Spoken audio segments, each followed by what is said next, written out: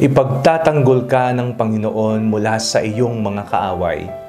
Ako po si Father Fiel Pareha at ito po ang ating segment, ang Daily Devotion, na kung saan tayo po ay magdarasal, magbabasa at magninilay kasama ng salita ng Diyos sa buong taon. Manalangin tayo. Sa ngalan ng Ama, ng Anak at ng Espiritu Santo. Amen. Halina, Banal na Espiritu, liwanagan mo ang aming puso at isip nang maunawaan at may sa buhay namin ang iyong salita. Amen. Our Bible passage for today is from the book of Psalms, chapter 9, verses 1 to 4, and I read it for you. I will give thanks to the Lord with my whole heart. I will tell of all your wonderful deeds. I will be glad and exult in you. I will sing praise to your name, O Most High. When my enemies turned back, they stumbled and perished before you. For you have maintained my just cause. You have sat on the throne, giving righteous judgment. May kagalit ka ba ngayon? O kaya naman taong nang-aaway sa iyo, wala ka namang ginagawang masama?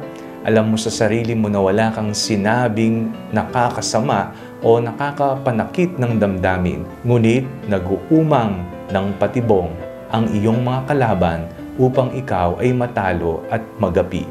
Ang ating pong binasang salmo sa araw na ito ay nagpapatunay na hindi bulag ang Panginoon kung mayroong taong naninira sa iyo at umaaway sa iyo, sapagkat ipagtatanggol ka ng Diyos.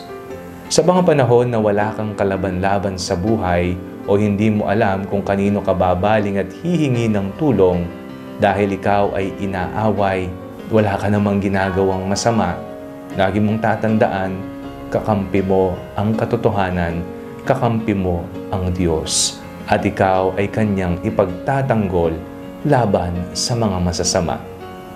Manalangin tayo. Panginoong Jesucristo, kayo po ang aming kaligtasan. Naway palagi niyo pong ipadama sa amin ang mapagligtas na presensya ninyo sa araw-araw naming pamumuhay. Amen. Sa ngalan ng Ama, ng Anak at ng Espiritu Santo. Amen. Huwag po ninyong kalimutang i-like ang video ito, mag-comment po kayo and share it with your family and friends. Ang Panalangin Bagong Matulog ay may sariling Facebook page na po. Huwag niyo pong kakalimutang mag-like at mag-follow dito.